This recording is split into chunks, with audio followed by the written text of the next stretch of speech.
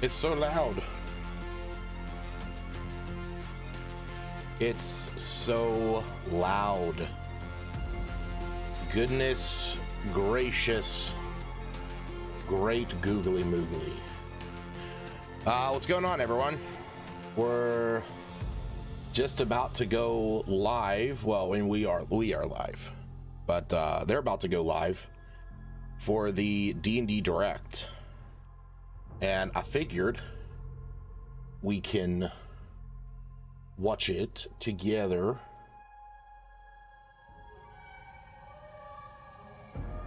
Just gotta get my notes app out and ready.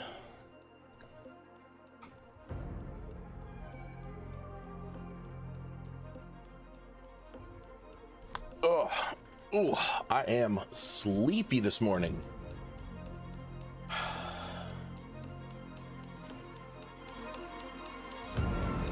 All right, here we go.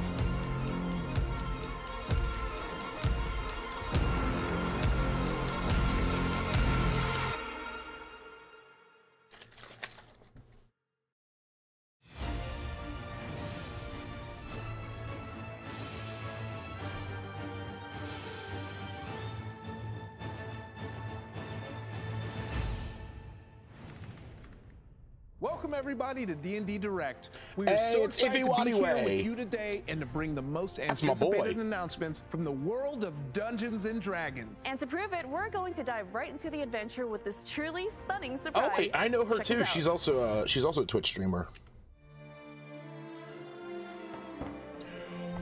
What the fuck is this?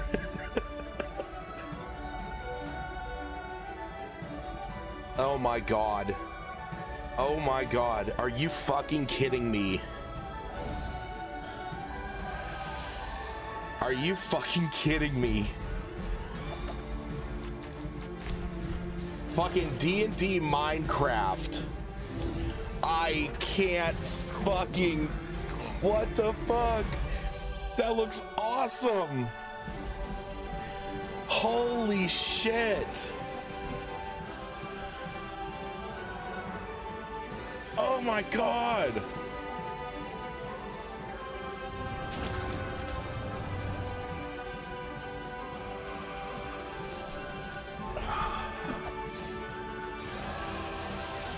Oh my god, it looks so good! There are many dangers when you adventure. Why do I have German subtitles on? What a way to kick off our show! I can't believe Minecraft and Dungeons and Dragons are teaming up. I know! Minecraft fans and their friends now get to battle all the classic monsters from D&D. What an amazing way to unite these two worlds. And for our D&D fans, we have a little something extra to commemorate your new Minecraft adventure. You can download a special Minecraft Monsters Compendium at Minecraft.net and on D&D Beyond at no cost. It features some of your favorite Minecraft mods for you to add to your games. We're going to reveal all the new and exciting things coming to Dungeons and Dragons this year. From the star-studded D&D movie coming out this spring to riveting reveals in the realms of digital, print, collectibles, and more. You can track what's coming up next right here on the screen, so you'll be sure to catch your favorite announcements. And of course, you'll have us with you every step of the way. I'm your host, Gina Darling, and next to me is a strapping young man. I'm Iffy Waddiway. Iffy We've been part of this Waddiway. community for a long time, and we know there are millions of fans out there who can't wait for all this new content. We're here to tell you everything you need to know about what's going on in the world of D&D. All right, let's keep the momentum going with the stars of the upcoming Paramount picture, Dungeons & Dragons Honor Among Thieves, right here.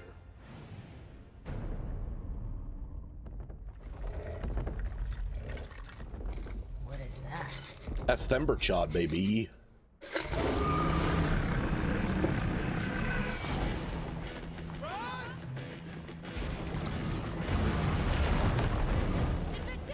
Such a good movie.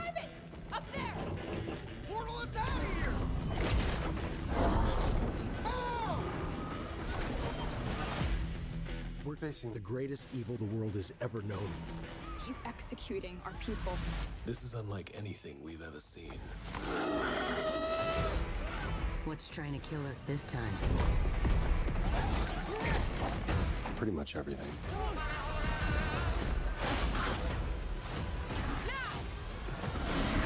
magic is on a whole other level. We're outmatched. How are we gonna defeat them? I know what to do. I can ask corpses 5 questions and then they go back to being dead. Perlomon tergatis. Maybe I'm not saying it right. Yuck. Wonderful. I see my people who saw pre-release. Yes. Great. Wow. 4 more questions, right? Yes. No. That wasn't for you. Did that count as a question?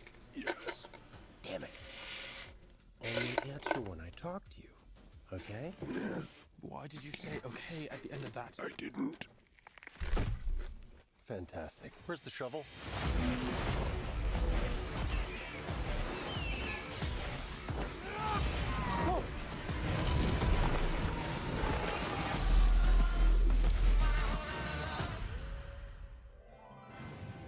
Oh, I can't wait. I've already got my tickets. Ooh, which reminds me. What are you doing? We're hosting a show right now, dude. Well, after seeing the trailer, I wanted to make a bard like Chris Pine's character, so I went to PlayDnd.com and found one of these pre-made character sheets. Then I filled out some stuff and made up a name, and ta-da, character created. Hey. Sorry. What Iffy's trying to say is, if you want to play D&D with your friends, you can start by going to PlayDnd.com and create a character of your own, right? What is that? I mean, I'm already done. We can play later. Yeah, and that's not all. Check out this song and dance on how to teach your friends about D&D. Take it away, Joe Cat. Oh, Joe Cat, so what? What do you say? Interested? I don't know. I'll think about it and I'll get back to you. Oh, okay. Well, no worries. We can talk about it later. So you want a game with your friends, but they are all new and have trouble playing pretend. It all seems so hard to be in the right cards just to play. I love Joe Cat so much. Hope is not lost. Despite how it seems, there is very little cost. In fact, it's quite painless, in some ways even brainless. And so I will teach you today. First, you get your friends together, and yes, you have them pique their interest, and then you grab them, show them live plays or front short clips or even the D&D movie. Set a time to start playing weekly, make some characters that uniquely fit their fantasy, or dumb memes or something completely left field but groovy. Tell them it's their chance to star in their own series where they can do anything, save the world or be the villain. Use an imagination, you can even smooch a king.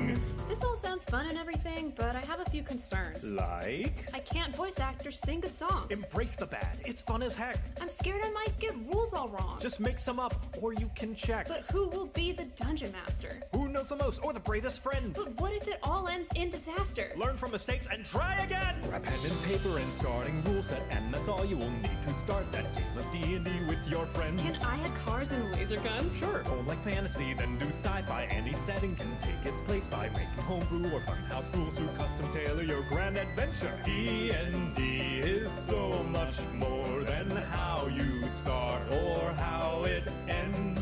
Print some sheets and grab some dice, then go and grab your friends.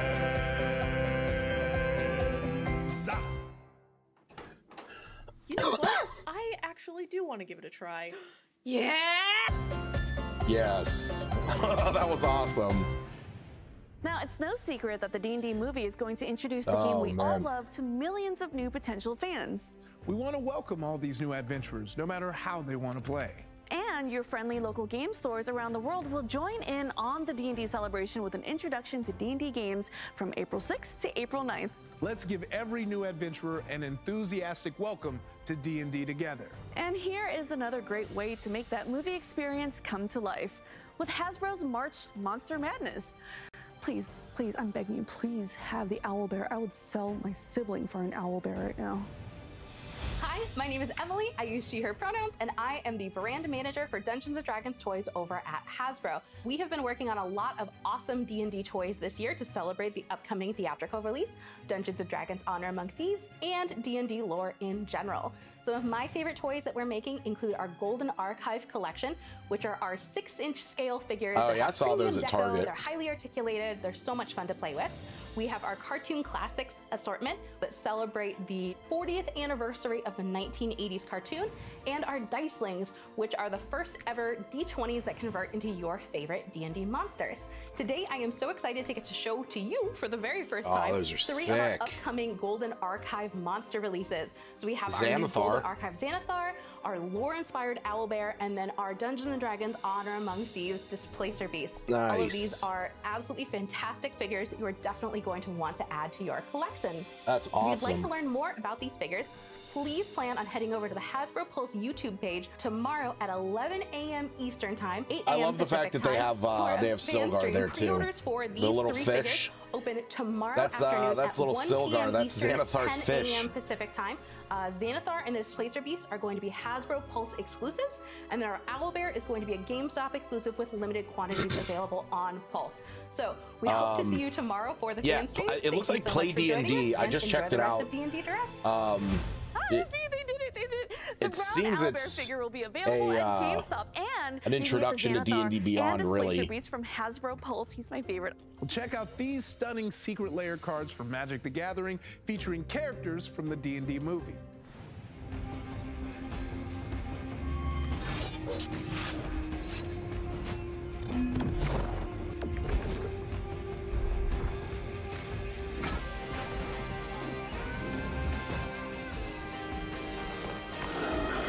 Oh, interesting.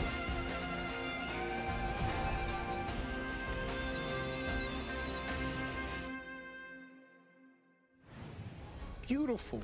And look, the regular cards and premium foil cards are on sale today at MagicSecretLayer.com.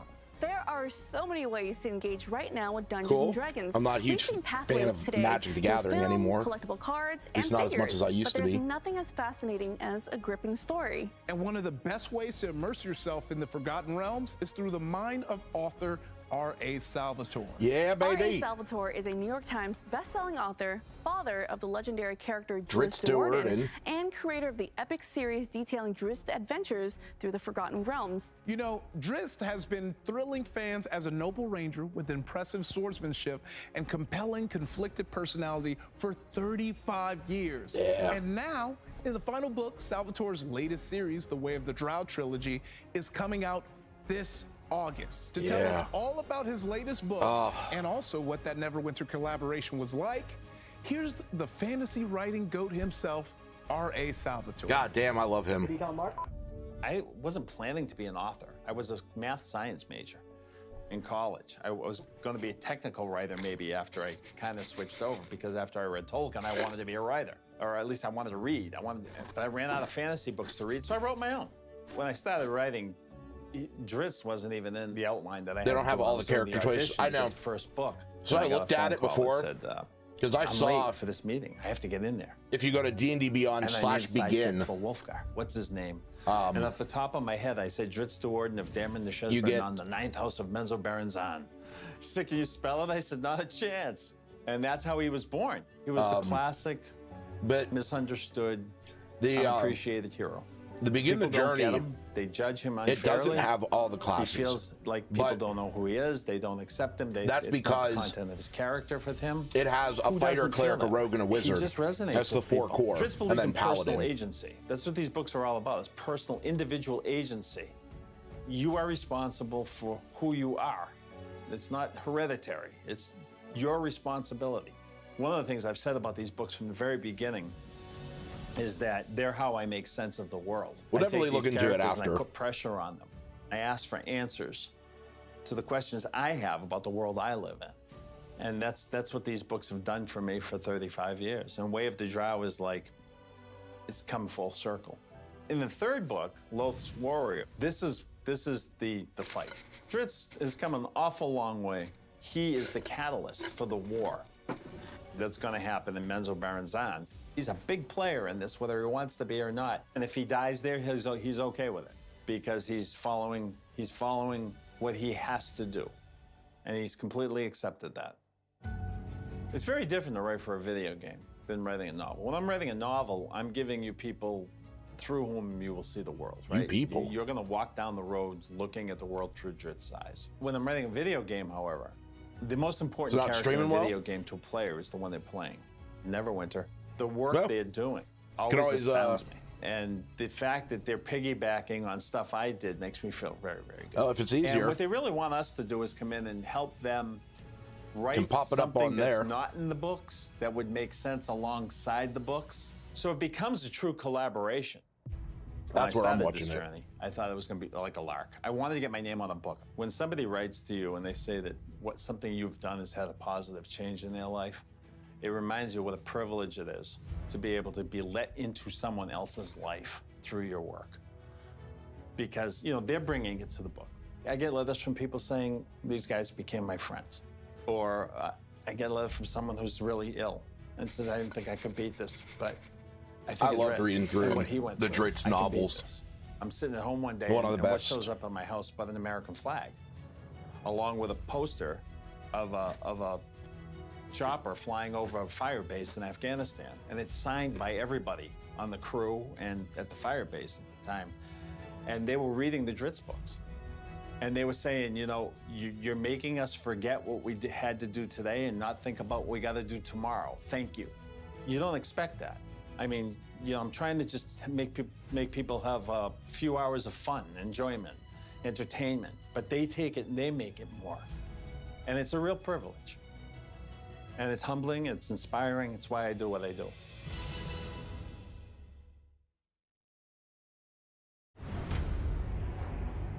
Menzo Baranzan is a prison. I am fortunate to have escaped. Okay, what is this?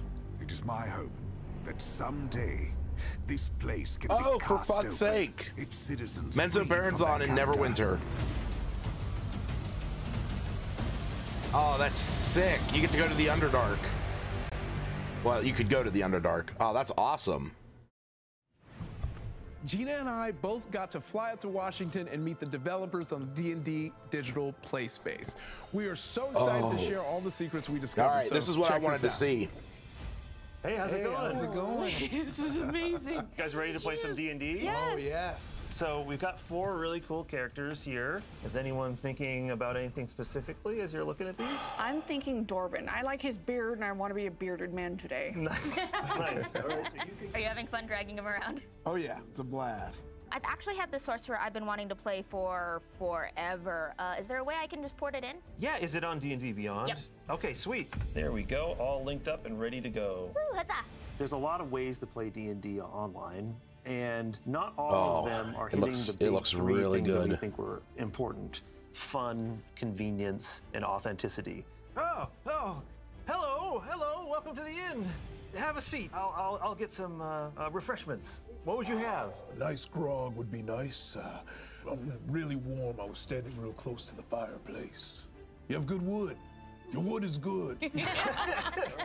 Everyone hears scratching noises in the walls. Barton's like, damn rats! And he kicks the wall. I'd like to roll perception to see if I can figure out where the sound is coming from. Yeah, so you want to go to the walls and God, those look tokens around? look so Fire good, but I can breaks only out. imagine The how much they whole cost. inn shudders a little bit. Dorbin, do the rats you encounter normally move buildings? Not anyone that I've seen. There might be more to this than rats. What I want to do is connect all my friends and play with them. They're on their computers, they're on their phones, they're on their game consoles, but we're all together playing through the same virtual tabletop. So that's the dream right there. Yeah. Ceiling crashes down. Everybody make a dex save. Oh, okay. Okay. So that's under dexterity. It'll be the top up there. It'll be dexterity saving throw. Ooh, solid 9. So now you roll 2 dice. Oh, that's so cool. Okay. Well, let's see how cool it is after you roll. I know. We're in Unreal 5, which is latest, greatest. But now we're actually testing with friends of people who work at Wizards and their families. It's got spells, it's got effects, it's got a lot more rules in it. So those sort of things are what we've been adding. I will go over to this flame here and sort of rub my hands together and go, all right, please work, please work, please work. And I'm going to cast Control Flames. Nice. To extinguish them. We're just trying to like show you where the rules are, not being like, oh, once you get to the end of that, you can't move anymore, because that's not really D&D to us. It's like, if your DM's okay with it and you want to do a flip and land on the table, then that's just how the game gets played. Yeah, go ahead. Just put yourself right up on top of the roof. I have the high ground now. The ground shakes, trembles, and an insect-like beast comes out with gnashing pincers. Is it an onkeg? We can have the DM be able to set the mood, set the lighting. What time of day is it? Is it raining? You know, is there fire embers falling from the sky? We just want to enable people to play the way they want to. Let's go into encounter mode now, which means that we're all going to roll initiative. So, okay. Oh, and look, the DM dice. 2 20s. No. Hell yeah. It always happens. So he's going to turn around and actually acid spray the kobolds. Interesting. Oh my god, stop. Really? D&D is the first mod community. Yes. Right? Like, you go all the way back. We're going to make our own content, but we want to make that content out of building blocks that everybody can break apart and make their own content from, because that remix is like core to the DNA of D&D. I will use my longsword. Here we go. I just know there are so many people out there that are I want like, to just give this one up and run. it's just a video game. These tools that you're going to hand to the You players, know, it looks like is there a way for the community it looks like to Divinity. share assets. The strength of it is the community, and the community creating everything. And we create stuff. It's and hard not to see that. One up us, and then we try to one up the community, right? Like, that's a big part of it. And you know, having that sort of marketplace where you can just like download other people's stuff and check it out, I think that's like a core to the final experience. Then I'm going to hold out my hands and cast Magic Missile with all of them focused on the Ankeg. We're going to put everything in the monster manual in it. We want you to be able to, you know, play the game as it's written. I have 8 hit points. I don't do physical activity. Miss 18. Slam down to the left and right of you. I feel like it's so perfect to come in and be able to visualize and see everything and hear everything. That's what my favorite thing about this whole VTT is. There's always like a group of people that want to take that, you know, 5-hour prep, and there's people like me that just like, give me an in, some characters, and I'm playing. Oh, there we go.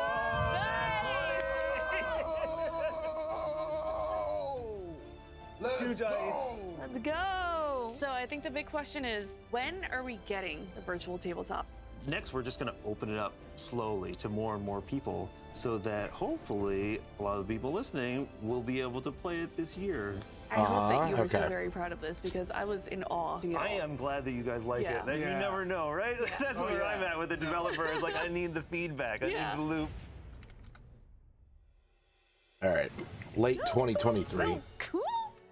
It's true.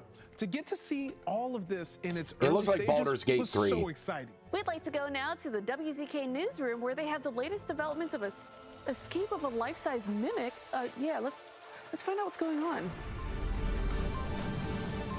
Good morning and welcome to WZK News, where our top story is Hank the Presto. search for this life-sized mimic, which recently escaped containment from the WizKids' top secret research facility.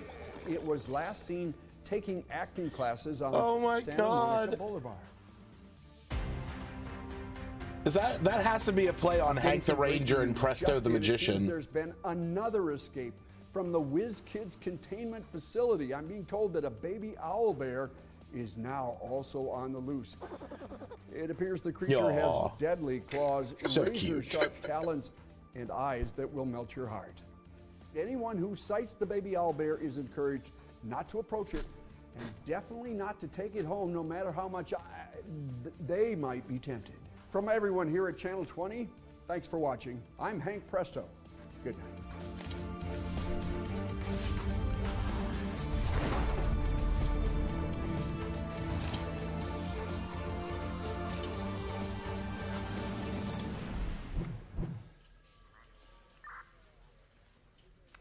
Interesting. Next up, we have Joe Manganiello here in the studio. He's the director and producer of the D&D documentary coming out next year, and he has a special update just for us about where they are in the making of. Oh, sick. Hi, everyone. I'm Joe Manganiello.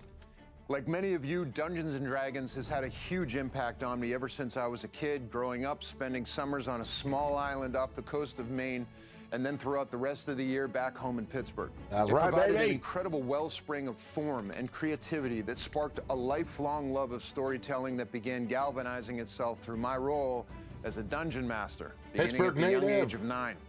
Ultimately, it was my love of Dragonlance that opened the door for my involvement with the brand, working tirelessly to develop a live-action version of the Dragonlance novels that have never been far from my thoughts throughout all these years since I first read them. But I'm here today speaking to you because I'm also in the middle of directing and producing the official 50-year history of Dungeons & Dragons documentary, working alongside leading Dungeons & Dragons scholar John Peterson, his co-author of several D&D books, Kyle Newman, and my brother and producing partner, Nick. Being that we're standing on the precipice of the 50th anniversary of Dungeons & Dragons in 2024, it was the perfect time for this documentary to be made. We're also currently in production filming elevated conversations with a host of creators, directors, screenwriters, authors, showrunners, rock stars, politicians, talk show hosts, comedians, professional wrestlers, studio executives, and visual artists who all came from completely different worlds but transformed their own lives. And as a result, the culture we live in. And I think it's important to say that we're not just documenting D&D's roller coaster of a history, but the incredible impact that it's had on the world and our culture up till now. So stay tuned, as we'll be bringing you more updates throughout the year as we get closer to the documentary's release date. That's right, in the Year of the Dragon, 2024. Thanks so much. Nice. That documentary is going to be the perfect way to celebrate 50 years of Dungeons and Dragons. It's so true. It's amazing getting to understand the inspiration behind it, how it has evolved, and the passion that still guides and empowers this legendary world of adventure and fantasy. There has never been a better time to make the epic stories of Dungeons and Dragons part of your personal story. There's room in this adventure for everyone in whatever way you and your friends and family like to engage most. Yep, the fun of sharing our imaginations and our individual passions with others is what Dungeons & Dragons is all about. That is why it's been such a pleasure to be here today to share and celebrate this next leg of our adventure together. Iffy and I thank you for joining us here at D&D Direct, but before we go, we have one last piece. The veritable boss battle of our whole show. That's right. You're going to see the seeds of storytelling that have been building over the past decade. You're also going to hear about what's coming next in the stories and adventures from Dungeons & Dragons Studio in 2024 and beyond. Mysteries of the Multiverse? Is this Planescape? We are so excited to talk about what we've spent the past decade building and exploring together. Look at those two handsome gentlemen. Multiverse. Within these stories, we've visited fantastic worlds, embarked on thrilling adventures, and come face to face with a few of the D&D multiverse's most iconic characters and conflicts. We began our exploration of the multiverse in 2014, laying the foundation for exciting stories to come. Together, we uncovered mysterious obsidian obelisks brimming with incredible power. We fought off corrupt prophets of elemental evil before they could obliterate the Forgotten Realms. We battled giants, bent on conquering the Sword Coast, and we bore witness to the terrifying return of Tiamat, the evil queen of dragons. We also encountered some of D&D's most timeless figures, iconic spellcasters like the world-hopping wizard Mordenkainen, who confronted the vampire lord Strahd, and the witch queen Tasha, famous for her potent spells and tomes on fiendish lore. Were they friend or foe? Well, that was for you to discover. So what's next? As always, the D&D multiverse just keeps on getting bigger. In 2023, we'll pick up where we left off and introduce some new narrative threads. Let's start with Keys from the Golden Vault, a burglar's dozen of daring heists. One of the 13 adventures takes place in Revel's End, the bleak prison that features in the upcoming D&D movie Dungeons & Dragons: Honor Among Thieves. Next, we'll marvel at wondrous legends and giant civilizations in the book Bigby Presents Glory of the Giants. Bigby, another timeless figure from D&D's multiverse, will expand on the origins of giants and their titanic struggles with each other as they vie for power. After that, we'll further explore the mystery of the obelisks that have cropped up in so many of our adventures. Phandelver and Below, the Shattered Obelisk, marks our return to Phandalin, where a mysterious obelisk begins to unleash monstrous danger beneath the earth. Next up is Planescape, Adventures in the Multiverse. In this book, we'll return to Sigil, a place where anything can happen. Oh, they it's are a city doing where Planescape. everyone and everything is together, and as we know, There it that is. can lead to, well, disagreements. This realm of possibilities is full of wild and weird planes of existence for you to explore, and sets up our major adventure in 2024. And we'll end this year with a closer look at a magic item that has been a delightful source of chaos in D&D, the Deck of Many Things. For the first time, we're delving into the multiverse-spanning story behind this bedlam-causing, campaign-rocking item. Remember, the D&D multiverse is always expanding. Even with so many new stories coming to light, there's still so much more to explore. And so many more stories to tell. A major D&D villain will be making his long-awaited return in the not-too-distant future. Dare we utter his name? Those of you who've watched Stranger Things may know Vecna as an otherworldly monster, but this villain's true cosmic horror will be unleashed in 2024 with a world-hopping adventure that both celebrates our 50-year history and reveals even deeper plots for years to come. Vecna's reign of terror is just one example of the interconnected storytelling that can be found in D&D. Vecna's reign Every of new terror. product is a chance for us to build on earlier work Interesting. and plant new seeds for the future. It's true. Vecna is just the beginning. You're going to see so many more surprising connections emerge during the next 5 years. For example, the Red Wizards, whose evil is on display in the D&D movie, will have their own epic story in 2025. And speaking of villains in red, fans of the Dungeons & Dragons cartoon will be pleased to hear that the red-clad sorcerer Venger, that show's main antagonist, will return in a D&D adventure. And let's not forget the League of Malevolence, an assemblage of villains introduced in the Wild Beyond the Witchlight. These villains seek power across the multiverse, and you will learn more about them and their members in the years and stories to come. Interesting. There are so many future secrets and stories that we can't possibly cover them all here. We can't wait to reveal them to you one by one. Thank you for supporting, sharing, and telling these incredible stories with us. D&D fans are truly the heart of this brand. Yeah, they are. What you write, you bring to life. And the it most took exciting twists a month and of chaos for you guys turns to in Dungeons realize. and Dragons are still ahead. Well, not Here's you to two. the next leg of the adventure. Thanks for watching, everyone. You two are the greatest. From all of us here at D&D Direct, thank you for adventuring with us for nearly 50 years. Here's to 50 more. To 50 more. Goodbye, everyone.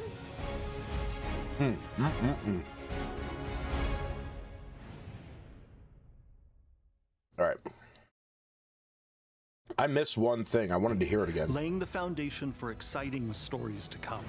Together, we uncover Teen Adventures takes place in Revel's End, the bleak prison that features in the upcoming D&D I missed movie the Dungeons name & of Dragons the- Honor Among Thieves. It was Fandelver and Beyond. We'll marvel at wondrous legends and giant civilizations in the book Bigby Presents Glory of the Giants. Glory of the Bigby, Giants. another timeless figure from D&D's multiverse, will expand on the origins of giants and their titanic struggles with each other as they vie for power.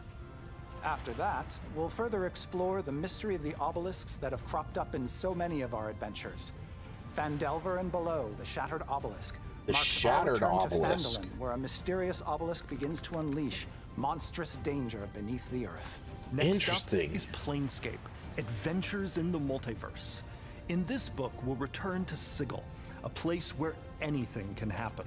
It's a city where everyone and everything is together, and as we know, that can lead to, well, disagreements.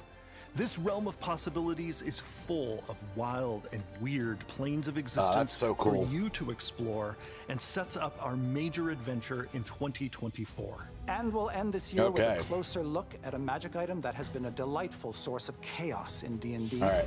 the Deck of So- Many Things. So that is, wow, that was a lot.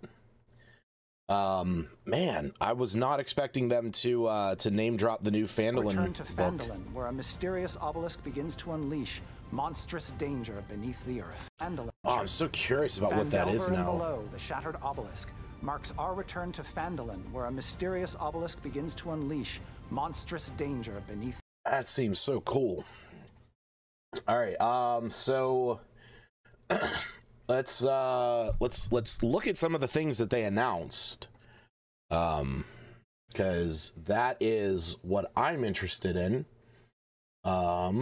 So there we go. I already claimed this. So if you go to D&D Beyond, the first thing that they talked about, I'm gonna move this over there as well. The first thing that they talked about was D&D Minecraft. So that's obviously going to be a huge thing. So if you go to D&D Beyond, click this and claim this. So we're gonna view this, see what it is together. There's also these gemstone dice. I already have them, but they look very nice. You know, I always love some dice, but yeah, I love these. These look really, really nice. All right, so back to here. Okay, so we got the Blaze, the Creeper, the Ender Dragon, the Enderman, and the Wolf. So Blaze obviously is, if you are unfamiliar with Minecraft, blazes are creatures that live in the Underdark. They live in, yeah, like in here, nether fortresses. So, and you mainly hunt them to get blaze rods, because you use blaze rods to make, you know, items and enchantments and stuff like that. So when a blaze drops to 0, it disappears, and leaving behind a glowing rod worth 100 gold. Yeah. So, and it, yeah. So this is really cool. I like that they have this. Oh, this is great art for the Creeper. That's awesome. I love that. So let's see. Creeper, bizarre physiology. It can't take any actions except dash, disengage, hide, and search. When it drops to 0 from a when a creeper drops to 0 from a charged creeper explosion, it dies and its head falls off. Its fallen head is hollow and can be worn as a mask with, yeah. So what is it? So if a creeper drops to 0 hit points before the end of its next turn, the hissing stops and it dies. Otherwise, at the start of the creeper's next turn, one of the following things happens. If there's no humanoids within 10 feet, it stops and it uses its movement to move closer. If there is somebody there, it creates a 20-foot radius sphere. So everyone makes a DC 12 dex save, taking 4d6 lightning damage, has as much honest success. That's awesome. All right. Yep. Oh yeah, if you have cats, creepers pretty much stay away from you. All right, Ender Dragon, CR 19. That's pretty decent. So what we got now? Bite attack, beating wings to push creatures and take some damage. Harmful breath. I like it. It's just harmful breath. I guess they want it to relate to D&D in general. I mean, Minecraft, and not be overly ridiculous. Gotta love the Endermen. Do they have the ability to steal stuff?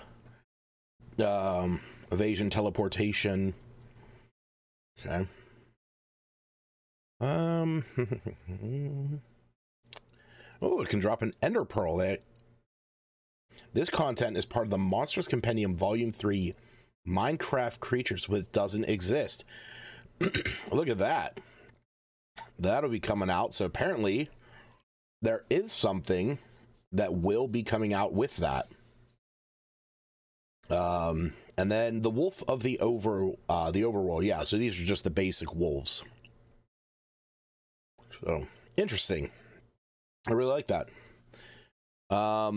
Yeah, no, these are just monsters. These are monster stat blocks. There would be no races to put in. Nobody, you're not gonna play as an Enderman or a creep or anything like that. So yeah, no, and beyond that, within Minecraft you just play as like humans, quote unquote. So I mean, the lore that could tie them into a standard world, blazes could really be flavored as like the guardians of volcanic fortresses and stuff like that. That wouldn't be too big of a deal to that wouldn't be a big deal to really manage. Creepers could be creatures that were created by a wizard who was experimenting with like evocation magic and conjuration, accidentally summoned in a thing of TNT into something he was creating. Yeah, I don't know. I mean, I think it's really just gonna be dependent on, you know, the particular DM and just working them in. I don't think they would actually have something specific that would tie them in, because I mean it is just characters from a video game. All right, so yeah, it looks like we have. I'm gonna take a look at this. So when you go to the site that they said, which was playdnd.com, so we're gonna go up and paste that into our search bar, and it is the same page that's coming up. So it looks like this is a site that is, if you want to try D&D Beyond, or if you want to play D&D, this is where it's taking you. Now obviously if I click to sign in, it's just going to take me to D&D Beyond. I have an account, so, but I mean, I guess, you know, you could create an account here, create your first character, which this, when I clicked this before, yeah, it just takes you to actually making a character. So I guess because I already have one, you know what, let me do this. Let me sign out of my account. There we go. So we'll sign out, and then we'll reload this, and we're gonna click create your first character. Okay, so it's just having you sign in from there. Okay. So yeah, I'm just gonna sign back in. Let me just turn something off real fast so no passwords pop up. Okay. All right, so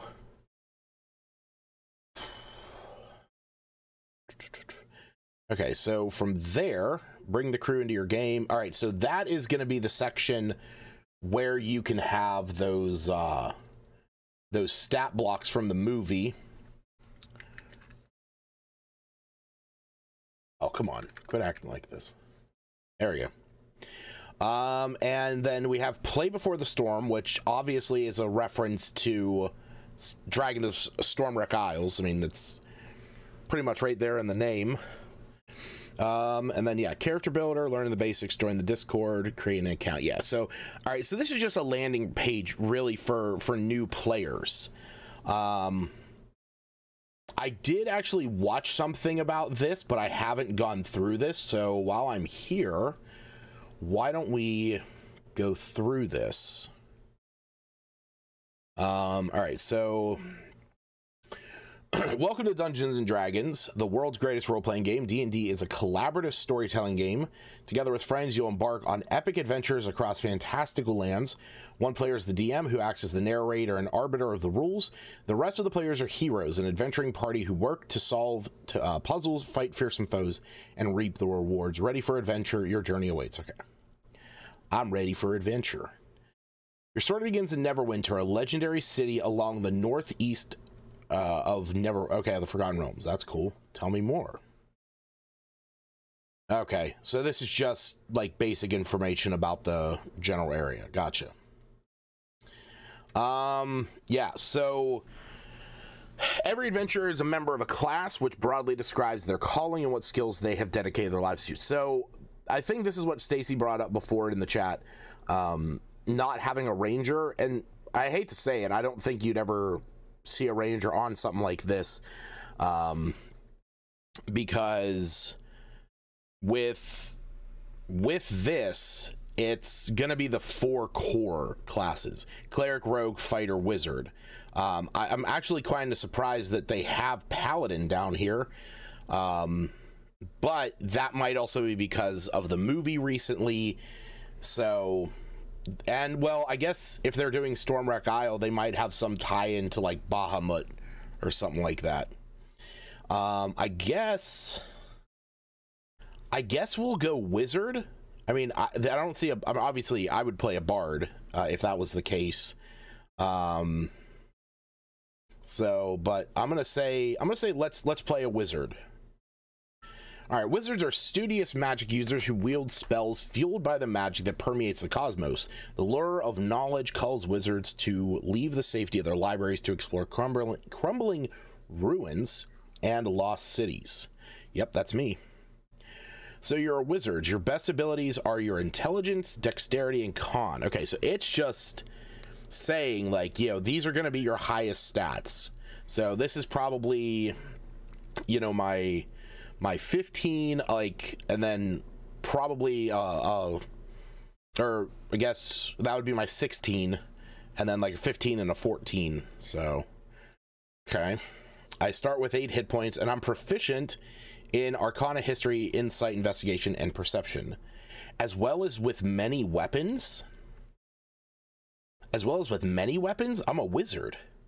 I'm like proficient with a sling, a crossbow, a dagger, and a staff. I don't know what you mean by many weapons. All right. So let's just see if I was somebody who's brand new going through this. Let's say, what do each abilities do? Okay, cool. 6 abilities: strength measuring physical power, reflexes. Okay, that's cool. Constitution measuring endurance, intelligence, reasoning, and memory. That, I mean, it's not, you know, the tomato the tomato metaphor of strength is how easily you can crush a tomato in your hand. Dexterity is how well you can dodge a tomato that's thrown at you.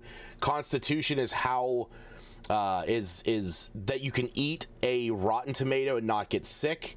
Intelligence is knowing that a tomato is a fruit. Wisdom is knowing that a tomato does not belong in fruit salad. And charisma is the ability to sell a tomato-based fruit salad, which is salsa. So I think it's interesting that they have this here. At least it's gives an understanding of what it is. All right, so I'm a high elf. Okay, so it's just giving me an elf. I don't even get to pick my race. So I mean, if I was given basic races, I would have gone high elf anyway. Elves are a people of grace, long-lived and passionate. In the early days of the multiverse, the first elves settled in Fey Crossings, places where the natural world and a fantastical realm of magic and emotion known as the Feywild touch and overlap. The High Elves mystically took on characteristics blending both realms. Your facility with language, and your innate understanding of useful magic are part of that mystical adaptation. Yeah, you don't get to choose your race, but it's probably just gonna like slap you with one that is one of the basics. And I'm curious, actually, as I'm going through this, I'm curious if these characters are gonna line up with the ones in the starter kit. Let me see if I can bring that up. Stormwreck Isle, because I want to say it has pre-made characters. Here, let's see.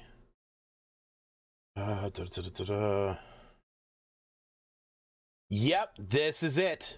High Elf Wizard, Lightfoot Halfling. Yes, these are the 5 races. I knew it. This is leading up to Dragons of Stormwreck Isle, and because of that, these are the 5 characters that they have in that. So that is why you have your choice of class, and then it just assigns you a race, because when you would do this, your DM would just say, okay, here's your character sheet, drop a name in here and let's go. Okay. Yep, and this is literally like the same information that's on there. Huh. What is this? Your sage background? Okay, I'm curious if this is just gonna be like a telling of this character's background.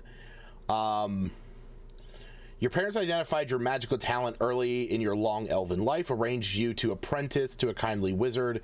You excelled at your studies. Your background shaped your character. A secret sought by a colleague drives you. Your skill proficiencies in Arcana also reflects your upbringing. After graduating from your apprenticeship, you and your peers went your separate ways to focus on your own studies. Recently, you received a letter from one of your colleagues pointing you towards a source of lost knowledge. Shortly after the letter arrived, you learned tragic news. Your friend died under mysterious circumstances. Okay. So I'm curious if this is walking you through that. I don't know why that's zoomed in. There you go. All right, so you spend your early life as a sage. All right, I'm gonna split these up into 2 windows here so we can kind of see them side by side. All right, so yep, we got the sage background. Your parents identified your magic talent and arranged for you to be apprentice. Yep, so it's literally the same thing.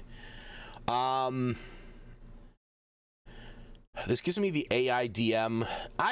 This is not AIDM in my opinion. This is choose your own adventure. All right, here it is. After graduating from your apprenticeship, you and your peers went your separate ways. You've been working at the archive annex, but it isn't what you hoped. The books and scrolls must be maintained, organized, and cataloged. Little happens out of the routine, but you sneak in reading in between chores. The reprieve of the tomes offers a sanctuary from the dull and grueling realities of archiving. The head librarian is a meticulous supervisor and occasionally cruel taskmaster. Some days she seems to relish getting in your way just so she can scold you for your supposed ineptitudes.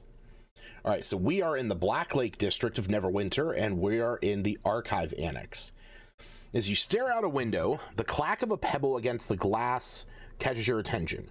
Below, a scrawny elf in tattered clothes waves at you with one hand and holds up a letter in the other. They beckon you to the street outside.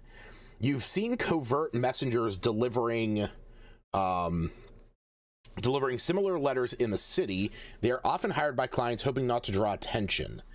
But never has one been for you. Which could be in such a letter, and who could have sent it? All right, I walk out to meet the courier. You walk out to the street and meet the waif. They wave you into a nearby alley. Where do you think you're going? A hissing voice of the head librarian Casima calls just behind you. A strong reptilian hand swings you around. The head librarian is a dragonborn with blue scales dressed in wizard robes. I didn't say you could go anywhere. What happens next? Oh, we got red text. What happens next is up to you. You're proficient in a variety of skills and magical spells. Perhaps you can try something clever to get yourself out of the situation. So I can ask her for a break, and I have a -1 to my charisma. Return inside with her, then sneak out. I got a +2 to dex, or pull away and run into the alley. So I guess as somebody that would play myself, I would probably just want to ask for a break. But seeing that I have a -1, I'm probably going to want to return inside and then try and sneak out. So yeah, this is 100% a choose your own adventure. And it's predetermined. Like, this is the story right here. You know, after you graduate, so this letter is going to tell me that my friend died of something, or is going to be a letter pointing me to some source of lost knowledge, and then eventually within this, I imagine I'm going to find out my friend died. But we're going to do the dexterity check. So we're going to return inside with her and then sneak out. You walk back into the library with the head librarian. To make the ability check, you roll a 20-sided die, then add your dex modifier. If you are proficient in stealth, you'd add your proficiency bonus, but you aren't. All right. Oh, look at that, little die. Ooh, a 17. So we got a 19 total. That's pretty decent. You walk back into the library, motioning one moment to the messenger. The matron insistently repeats that chores need to be done, but eventually leaves you and stands near the front door, ready to get those that enter to stop you. However, there is another way out, a window on the first floor that you used to sneak away many times before. You await until she isn't looking, then pull the box over and slip away into the street. Okay. You follow the elf back into the alley, and they duck into the shadows. I've got a letter for you. They wave it out for you. As you draw near, they cup their other hand, gesturing for a coin in return. Sure, I'll give them a coin. You pull a copper from your purse and drop it in their hand. Thank you kindly, the courier says, and hands you the letter carefully. Once the transaction is complete, they dart off through a hole in the fence. As you turn the letter, it's sealed with plain wax. Okay, let's break it open. You break the seal, unfold the letter, and read it. To my dear friend, I'm sorry we haven't spoken more since graduation, but I bring the best news now. I've discovered a great well of lost knowledge, and I need your help to uncover its secrets. You are always the best in this sort of thing.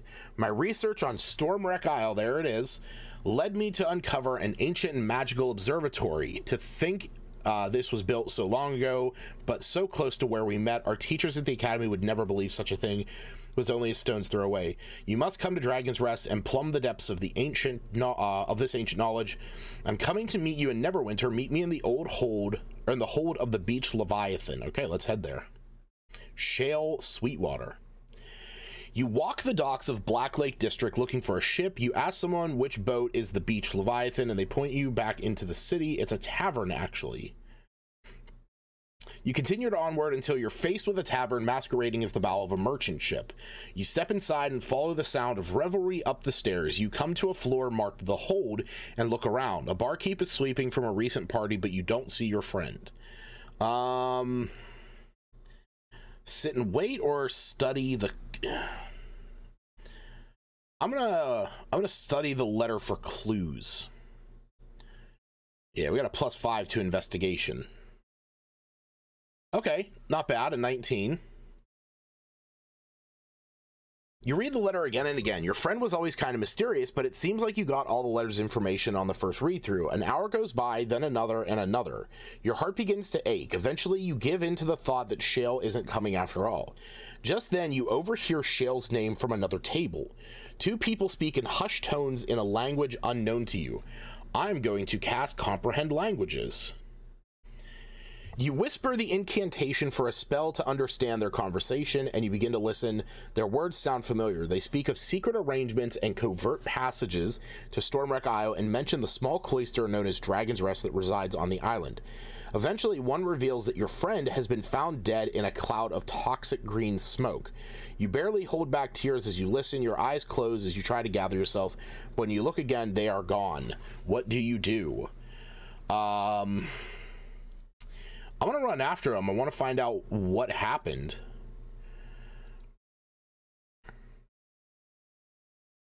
Ooh, a 6. That's not good. You start to get up, but your feet don't move. You crumble under the weight of the news for what feels like an eternity. Eventually, you head back to the archive annex. And where have you been? The stern voice of the Dragonborn calls. Casima's demeanor changes as she sees the tears in your eyes. She closes her eyes, lifts her fingers to her temple, and begins massaging them slowly.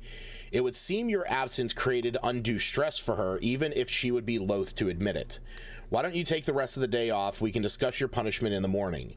You give her a low bow and retire to your quarters. With a slam of the door, you throw yourself onto the bed.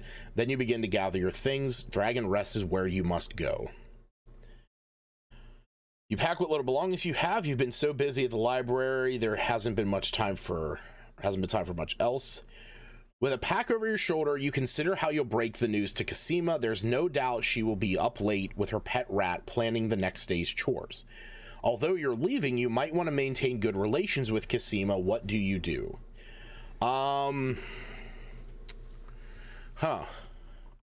guess I would tell her. Explain the situation and whatnot. You raise your head and walk up to the head librarian. Casima, you say before her. Jesus Christ, you're a horrible person. I hate you very much. I have to leave, and I'm not coming back. I know you've tried to do your best. I'm sorry, but this is goodbye. As you turn to leave, you feel a scaly claw reach for your collar and wrench you backwards. You can't leave, not after all I've done for you.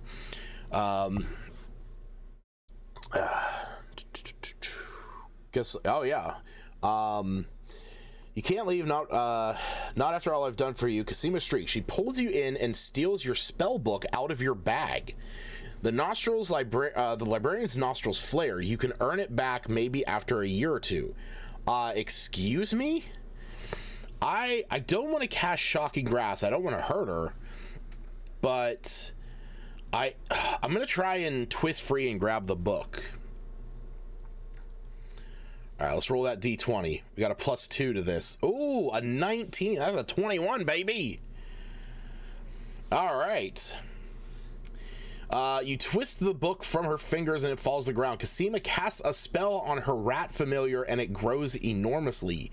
It now stands face to face with you, easily over 6 feet tall. Did she cast fucking enlarge reduce on her rat?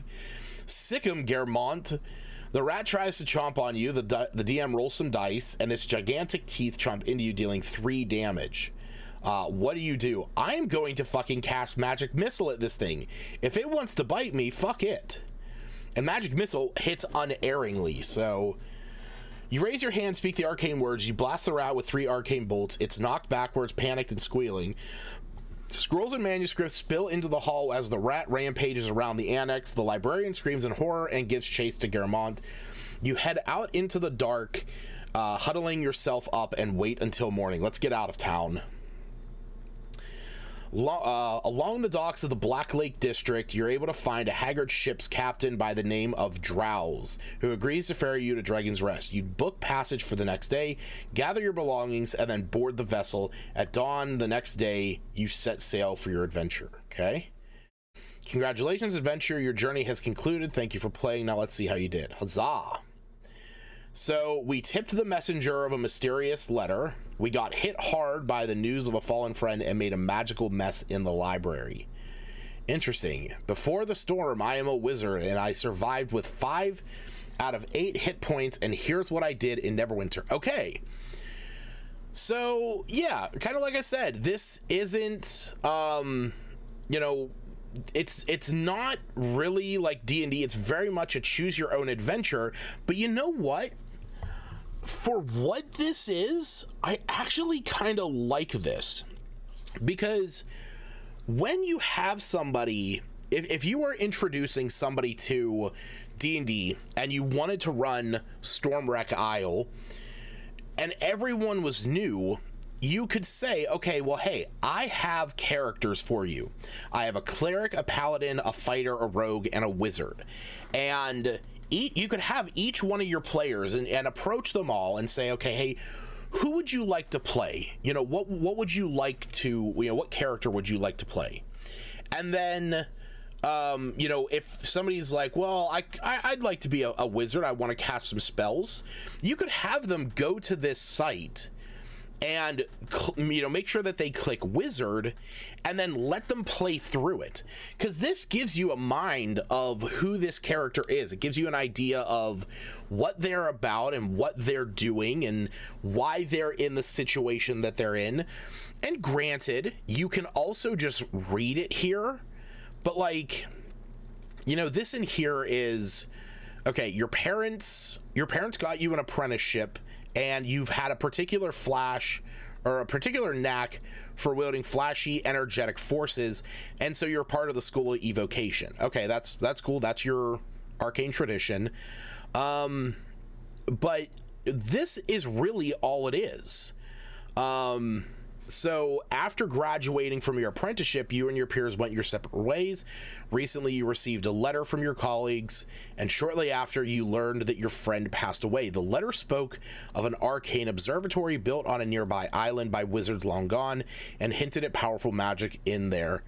And a small cloister known as Dragon's Rest also resides on the island, and the caretaker of the cloister's temple to the dragon god Bahamut, who is a patron of heroes and champions of justice, must have information regarding it. Yeah, so this little bit of information is all that a player would get otherwise if you said, like, hey, we're gonna run Stormwreck Isle, here, you want to play a wizard, here's your character. This is all that they would have as far as like a background, really, is just this like little bit. But if you gave them, if you sent them to this website, they can make some choices along the way. Are they, you know, are they kind to the mysterious messenger, or do they try and like rip the letter out of their hand?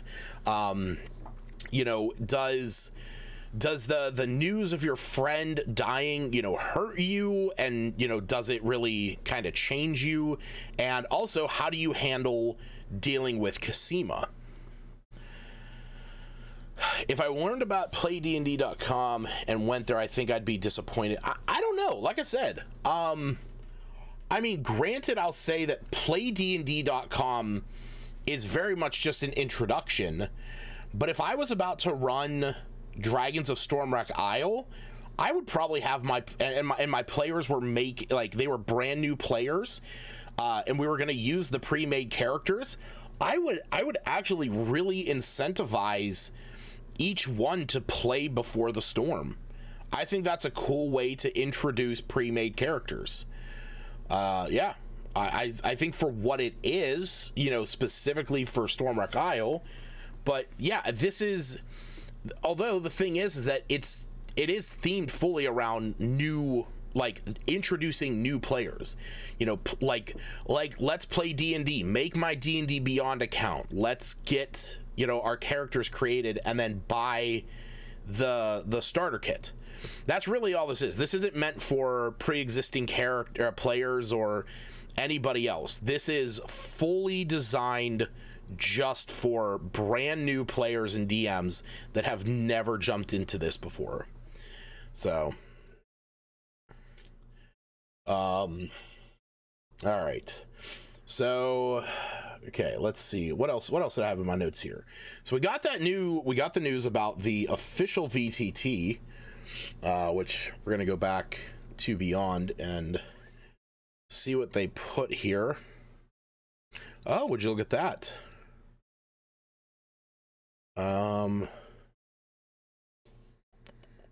Yeah, I want to see more about this VTT.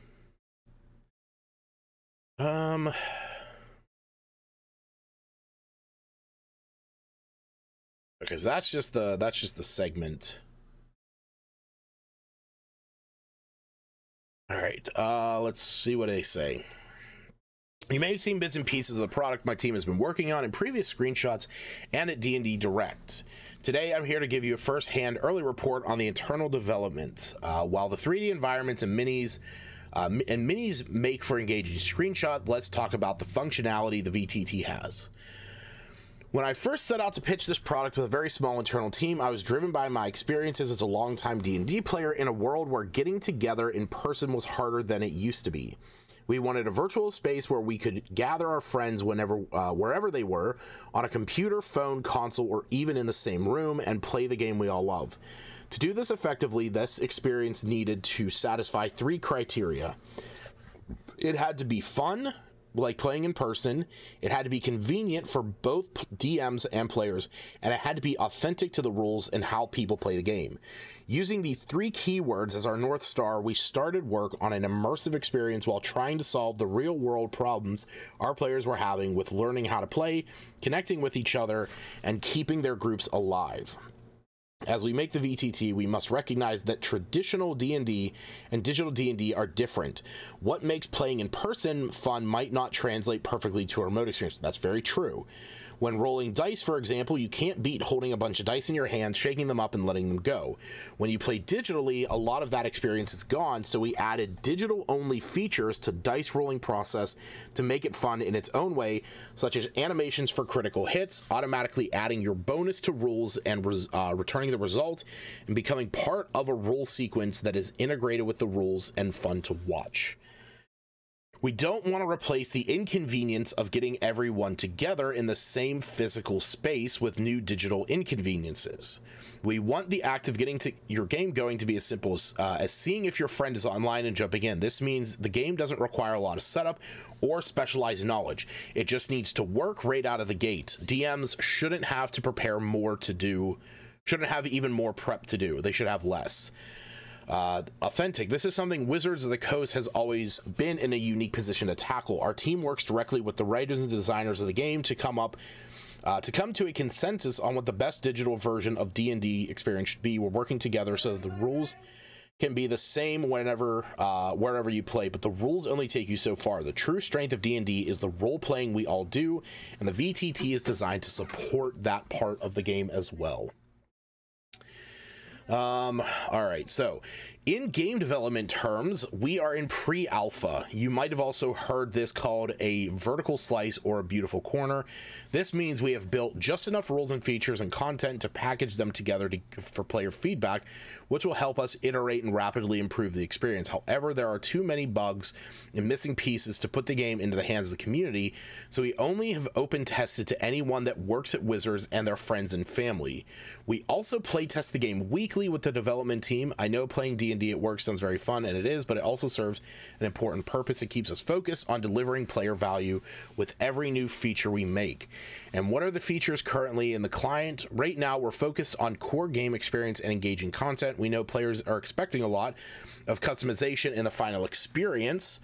And we plan on providing that. But first, we need to make sure that D&D we all love and that it's the easiest and most engaging. Okay, so what do we got? We want players to feel like they are playing together, so we've created various ways to interact with the 3D space, including pointers, pings, simple drawing tools, dice, and mini. Simple drawing tools. I can only imagine all the penises now. All of these systems update in real time, so you can see exactly where your friends are and what they're doing. The DM can spawn minis on the board, assign monster data to them, and show and hide them from players. They can adjust hit points and other stats on the fly, adding conditions or custom notes to each miniature. Initiative order can be rolled and arranged automatically because we want DMs to be able to focus on the game and not the mechanics. Rolling the d20 should be fun, but we are experimenting with what happens after that. Automation of checking the attack roll versus armor class, damage calculations that are automatically applied on a hit, and automatic saving throws are all currently in the game, but there is always the option to do it all manually. Okay. This is actually something I was very curious about, because there's a lot of extensions and stuff like Foundry and Fantasy Grounds that allow you to do that stuff, where, like, let's say you double right click a monster, you roll for Firebolt, it knows that that's your target, and then it just does all the math for you. That's how I play in my Suede game, so I actually kind of like that.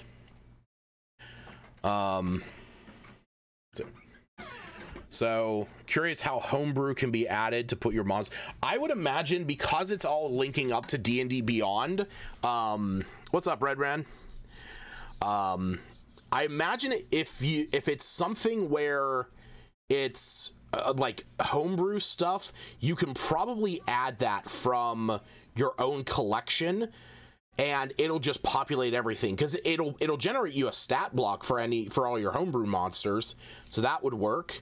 But you probably just wouldn't have a 3D model, or you might have to you might be able to pick a 3D model to give it to. Here we go. Players can assign a character from D&D Beyond to a mini, which updates their stats and features, allowing them to be immediately used in-game. Not all abilities are supported at this moment, but most direct damage spells, weapons, and healing have simple automation to speed up play. So, okay. Players can assign a character from Beyond to a mini. So this means that there are going to be preset minis that just have a design, and you assign stats to that. And I really hope that there's good customization, but I can only imagine that being a shit ton of microtransactions. We are experimenting with VFX so that when you cast Fireball, it feels appropriately epic. Some of our monsters have amazing animations when they first get unhidden from the DM. These assets are currently focused on the adventure content we are producing, but they will form an exciting tool set when we put them into the hands of players later. Oh, this is good. This is good. Along with our static 3D map content, we can also import 2D maps and play on top of them with minis. This has been a quick way for us to test out adventure material before building environments in 3D. That is something that I wanted. Okay, I'm not gonna lie. As much as cool as stuff like this is, where you can see your players in the world, and here's the tavern and stuff like that, that's fine and all, but the problem that I have as a DM is I'm now limited to this particular design for a map. And if I want to go in and make my own map, that is going to be hours of prep. So I'm glad that you can just do 2D maps, because personally that's how I would prefer to do it, and then just having the minis on top of that. All right, so we're turning monster and spell data into automation of VFX, so that means we need to put all the PHP and monster manual into our game. There's been a lot of great progress, and I'm constantly surprised by spells or monsters that just work. Interesting. All right, so last thing here, we're focusing on play right now, but after that, we'll be focusing on tools to unlock even more avenues for creation and play in the future. We want everyone to be able to play D&D however they want. That might be traditionally with books or D&D Beyond, using a screen to cast the VTT while others sit around the table, calling a friend to share a screen when they can't make it, or playing entirely remotely inside the VTT. Our connection with D&D Beyond supports the accessibility of characters, rules, and adventure content, which we will integrate further as the project matures. So that's the snapshot of what we're testing. As we get feedback, we continue to improve the experience to make iterations towards the goal of a public beta. We're happy with the results so far, but we have a lot of work ahead of us. Here's the schedule. We're going to continue focusing on the content and play for the rest of the year. We'll slowly open up play testing to more and more players throughout the year as we feel confident of the features. Once we're satisfied with the core experience, we will work on creation tools.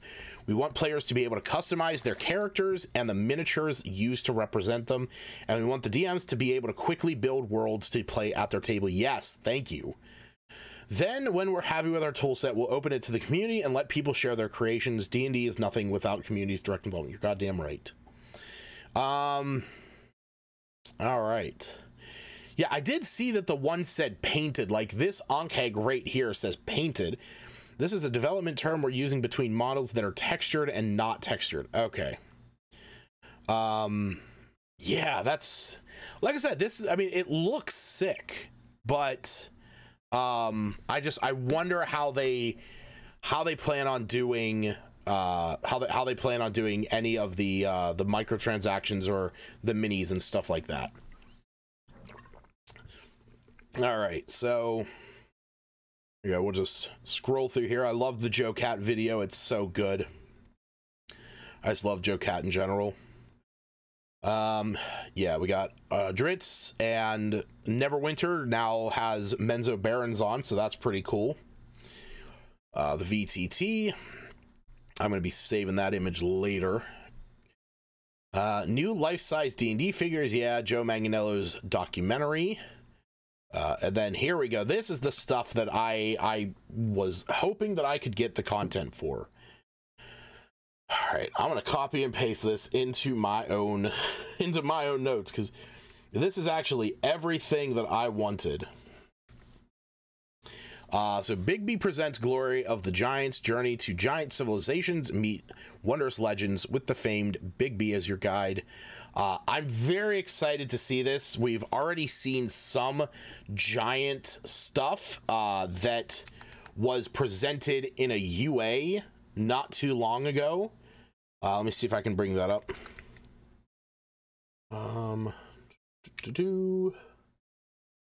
Where's all of our unearthed arcana? Come on, D&D Giant UA. Here we go. Giant options.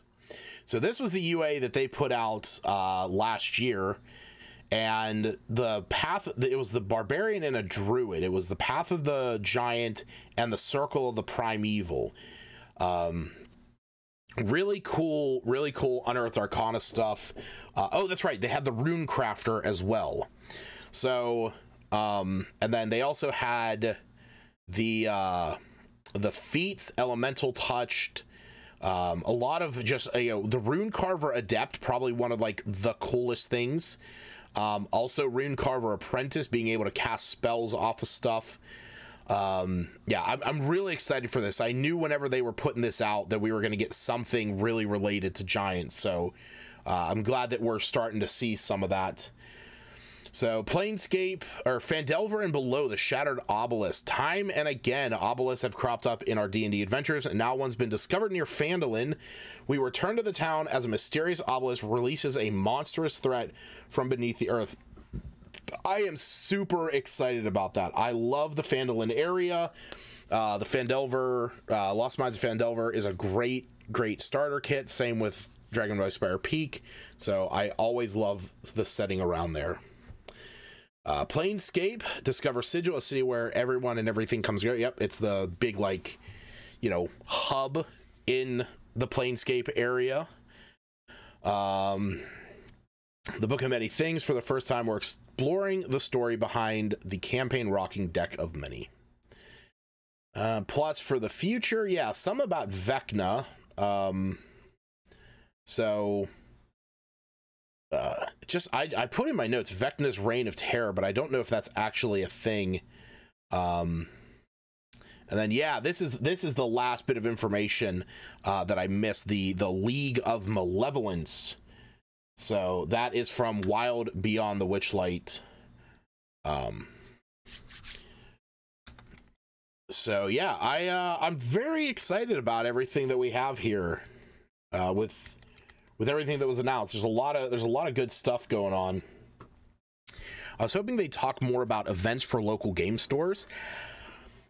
I'm not gonna lie, I actually would highly doubt that they would talk about stuff at local game stores, and that's because local game stores can really do whatever they want, and on top of that, it's also more along the lines of like related to Adventurers League.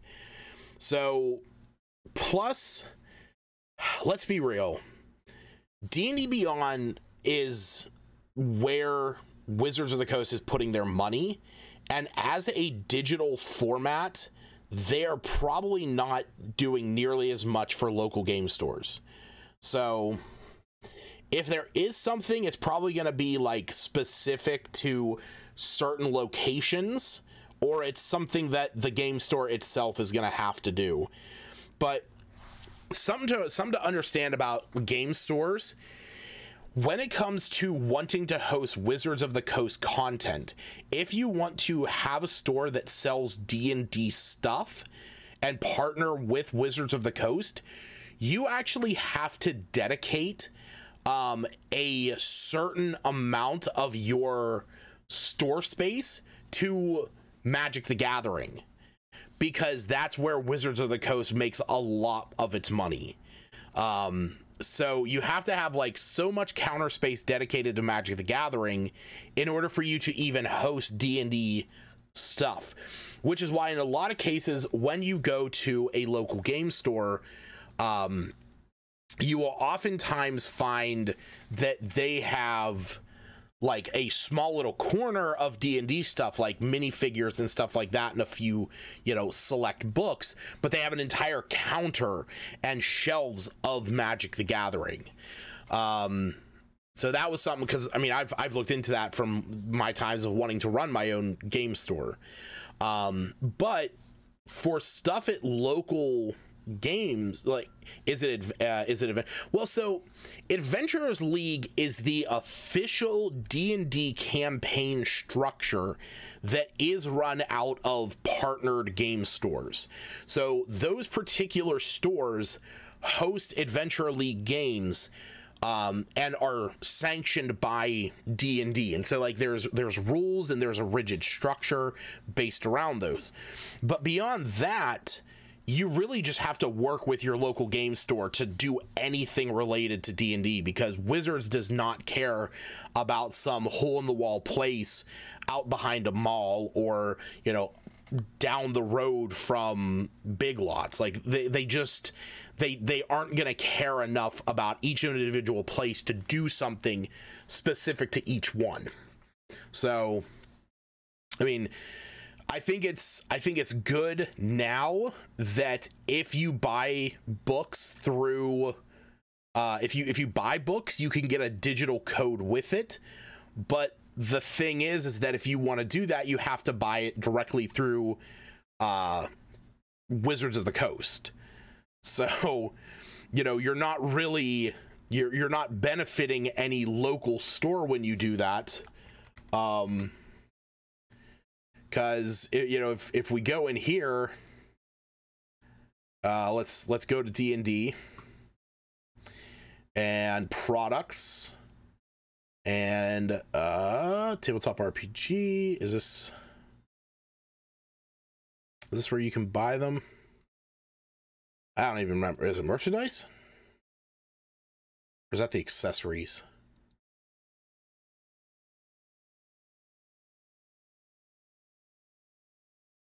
This website does not like to load.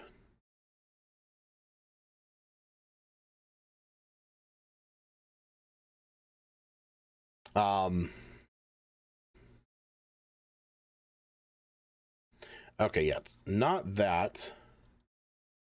But yeah, so here, like, because this is a thing, because you can buy a physical book and get access to D&D Beyond, they don't care about local bookstores at that point, because they're now selling it and giving you a copy on D&D Beyond, which is where they want you buying their books anyway. Because what you have to think about is if you buy a physical book from them, it's going to cost you $60, and then you're going to get a digital copy. But you can also just buy a digital copy, which is $30, which they don't have to print, ship, or worry about any, you know, any overhead on. So that's what they're going to prefer. And it's, you know, kind of the same thing with, you know, with anything that they're going to host from now on. You can just go on D&D Beyond and buy it. And they, you know, they have these different things, but it benefits them when you just buy it directly through them. So I personally don't think that they'll do much when it comes to local game stores. And if you want a local game store to do something with D&D, then you would probably have to approach them specifically about it and have them choose to host something, because it's not really in Wizards' best interest to do it anymore. So, but yeah, beyond that, I think the only other thing that popped up during all of this was the fact that there is going to be a 40% off sale coming up for digital books and dice between March 31st and April 9th. So that's a pretty nice, like, you know, week and a couple days. And it looks like it's everything but Keys from the Golden Vault and Dragonlance. So that's actually pretty decent. And sale price would only be reflected in browser versions of the store. Yeah. So yeah, if you are looking to get anything, the following essentials. Oh, so the PHB, the Essentials Bundle, Tasha's Cauldron, and Xanathar's Guide. That's okay. So that is the ones that are available. Interesting. I just meant the events they mentioned in a write-up before the Direct happened. What was there?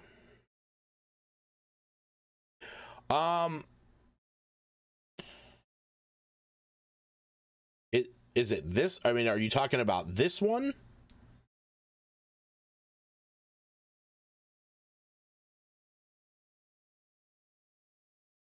Because if this is where you're talking about, I mean, then it's, like I said, it's sanctioned locations.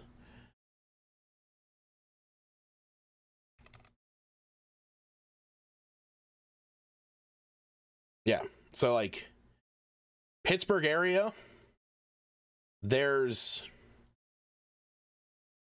for D&D events, nothing within 10 miles.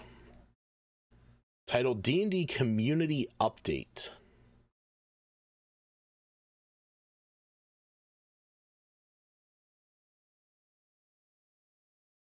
So unless I'm just missing it, I'm not seeing anything.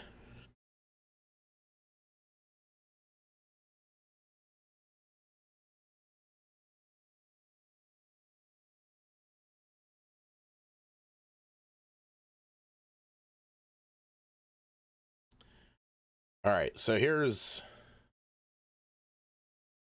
Yeah, learn to play weekend. Yeah.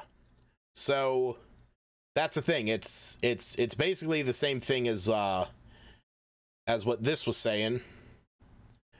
But again, even if we go, say, 50 miles outside of Pittsburgh, well, there you go. D&D night located at the Vault, and then down in Pittsburgh. But I don't know if that's gonna specifically be for this. So April, yeah, it's not, because it's the 7th through the 9th. So, but these are always like they local places generally have that stuff, you know, pretty often. But you know, even trying to look out further, you know, at least in my local area, these are things that are more limited. But